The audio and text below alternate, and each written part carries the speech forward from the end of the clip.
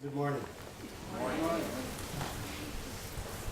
In 1981, one of the top 100 songs was The Leader of the Band by Dan Fogelberg, and you were hearing the instrumentals as Janet was reading. Let me read to you the last two verses of the song. I thank you for the music and the stories of the road. I thank you for the freedom when it came my time to go. I thank you for the kindness and the times when you got tough. And Papa, I don't think I said, I love you near enough. The leader of the band is tired and his eyes are growing old. But his blood runs through my instrument and his song is in my soul. My life has been a poor attempt to imitate the man. I'm just a living legacy to the leader of the band. I am the living legacy to the leader of the band. My dad's soon to turn 80, and he has early signs of dementia, possibly Alzheimer's. His steps are slower, and his eyes are dimmer. And no one would quibble with Sam if he said his 5 kids have done okay. Although several months ago, I visited him and Mom on Kauai having dinner by myself, and he quit. You know, Hale, Mom and me never thought you'd end up the poorest of the 5 kids. I paused. I said, you're right, Dad, but you know, I know you guys are proud that I'm the smartest and I married the best. And we had a good laugh.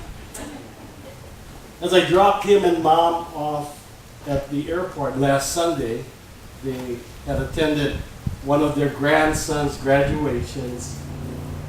I pulled my dad aside and I said to him, Dad, I'm really proud of you. How you raised us, and we're trying our best to raise our kids the same way. We grew up hearing that from our dad. I'm really proud of you. Whenever he felt we gave our best, whatever the outcome. I could sense last week, as all our siblings were gathered together for the graduation, and Dad and Mom were sitting down, I could sense the baton of the band leader being passed. Moses had just died and gone to be with the Lord. And the Lord was now passing the baton to Joshua to orchestrate the leading of the people into the promised land. In Joshua chapter 1, the Lord pulls Joshua aside, charging him to lead his people. And on this Father's Day, I believe this charge is to us here today, and especially for us dads and dads to be. Be the leader in your home. No one will be able to stand their ground against you as long as you live, for I will be with you as I was with Moses. I will not fail you or abandon you. Be strong and courageous, for you will lead my people to possess all the land I swore to give their ancestors. Joshua's world was in transition. Moses was gone, and he had to lead. It wouldn't be easy, and the Lord, however, made it crystal clear, as long as he would cling to the Lord, no matter how confusing or bad or difficult or impossible, it would all be good. Victory was assured, but there still had to be battles.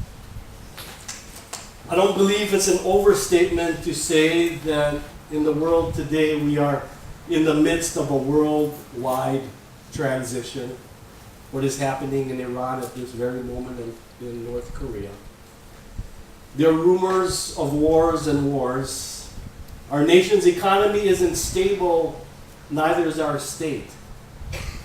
The definition of marriage is being challenged across the nation, but for the prayers of us here as Christians and the action that many took, it would have been redefined in a way.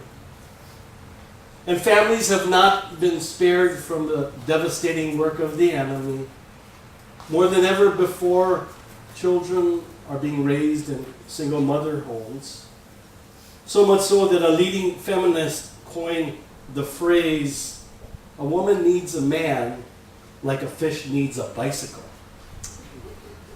When's the last time on television you saw a strong father figure that the children looked up to? That was 17 years ago. Guess what was the show? The Cosbys. Dads, are we really necessary? Seems like we have the knack to not be there or not want to be there when our wives need us. We seem to always say and do the wrong things, and our paychecks are never enough. It seems like we're just necessary nuisances. But the Bible is clear we're not. That the battle for the hearts and minds, for the soul of our family, must be led by us. And the Lord expects us to. The plain truth is that children need committed fathers as much as they need their mothers. And let me speak to fathers who have daughters with some statistics I have found, although they probably relate to boys also. Girls whose fathers provided warmth and control achieve higher academic success. Girls who are closer to their fathers exhibit less anxiety and withdrawn behavior. Girls with a father figure feel more protected, have higher self-esteem, are more likely to go to college, less likely to drop out, and especially if their fathers display physical affection. Girls with good fathers are less likely to flaunt themselves to seek male attention. 76% of teen girls said their fathers influenced their decisions on whether they should become sexually active. On the other hand, statistics consistently point out that children who grow up without fathers are more likely to suffer from various social problems, be it criminal behavior, drug abuse, early sexual experience, abortion, poor academic performance, school dropouts, divorce in their adulthood, emotional and relational difficulties. Researchers in 1987 found that in studying rapists, that 80% were motivated by a displaced anger that came from a fatherless home. The other rapists had a high incidence of coming from fatherless homes, although they had other motivations for their assaults. Dads, we are necessary. God made it so.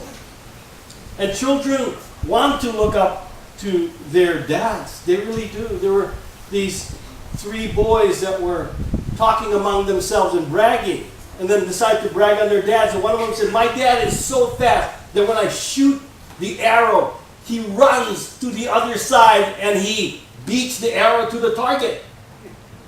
The other boy said, "Man, that's nothing.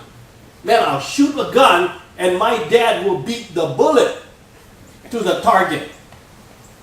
And the other boy said, "You guys don't have any dad. My dad, he works for the city. He finishes work at 4:30, but he's home at 3:45. I mean, that's the city of Boulder, Colorado, okay, for